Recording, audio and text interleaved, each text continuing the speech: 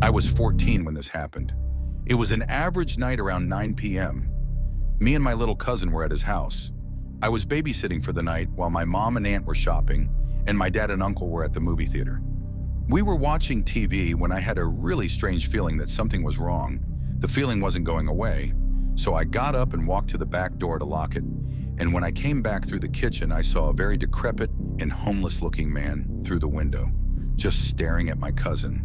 I kind of stayed calm and pretended like I didn't see the guy. And I told my little cousin that we needed to go upstairs because our parents would be home soon, and they wouldn't want him to be staying up so late. So I went upstairs and put him to bed, knowing well that there was a man outside that wanted in.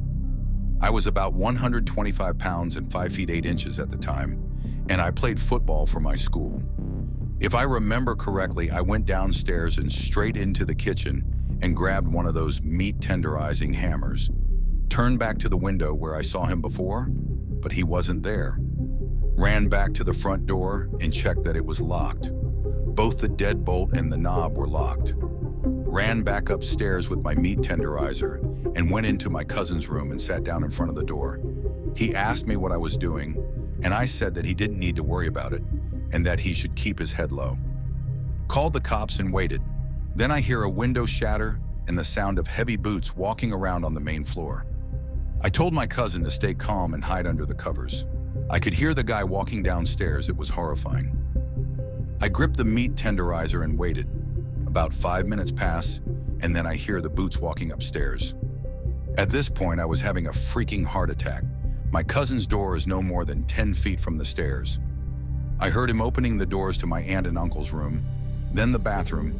He walked back downstairs and I heard him open the door to the basement. Luckily, 15 minutes later, the police showed up and burst into the house. Turned out the guy was loose from a mental hospital a few miles away. I was living in my first apartment alone in college in 2015. It was a Friday night and I was on Skype playing video games with friends.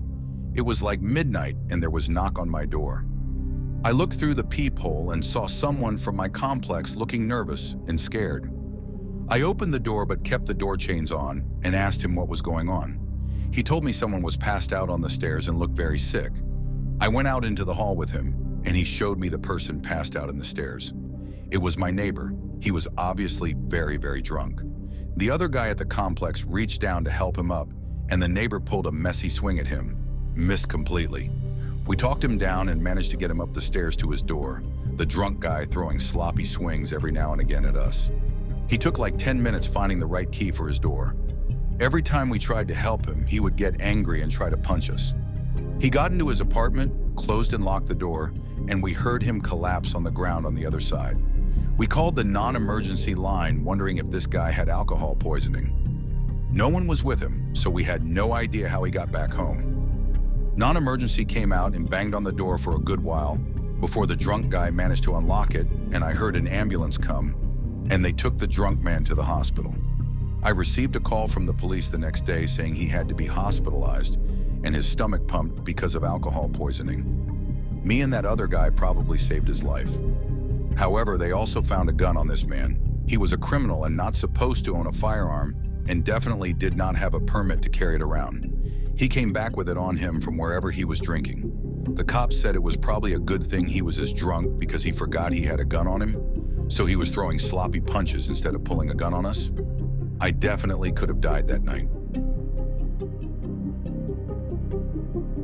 When I was younger, I had an encounter with supernatural beings while I was home alone. My sister was at her singing lesson with Mom and Dad was at work. I was sitting on the couch on my iPod when my cat started acting weird. I looked up from my iPod to see a black thing in another room dash across the doorway. My blood ran cold as I knew what I saw. I shrugged it off, but about a minute later, it happened again, but in my room. That's when I picked up my cat and ran outside, and we both sat on the trampoline until my parents were home. When I told my mom, she told me she had seen the same things, and apparently while I was asleep, teapots and pans would lightly bash together. My sister too had seen it. It turned out that the previous owners of the house had died, and everything started to make more sense. We knocked down the house a few months later and moved into the new house we rebuilt, and we haven't seen the supernatural beings ever since. I lived in an apartment by myself when I was about 19 years old. I had lived there for about a whole month when something truly horrifying happened. My front door was locked, top and bottom locks. I was sitting in my living room watching TV when all of a sudden heard someone unlocking my door. My body froze completely and my heart sunk into my chest. The door swings open and I saw an older Asian man with bags of clothes and a few boxes. He immediately started screaming at me in a language I did not understand. He began repeatedly hitting me and he dragged me out of the apartment. My neighbor saw this and called the police. Long story short, by some bizarre mistake at the leasing office, they gave this man a key to my apartment and told him it was his. He purchased it before moving here and had only seen pictures of an empty unit. He assumed I was some sort of squatter in his unit. I was young and poor. I had a TV, a chair, and an inflatable mattress. I had almost no possessions at all, so I could see how he might have thought that I was there illegally. He was actually meant to get Unit 54, which was empty and near to my apartment. I was able to press charges on the man and also sued the apartment complex for allowing a stranger to have keys to my door, which ended violently. He did not move in next door after the incident, and I actually stayed there an entire year rent-free. I eventually bought a pistol for my own protection shortly after.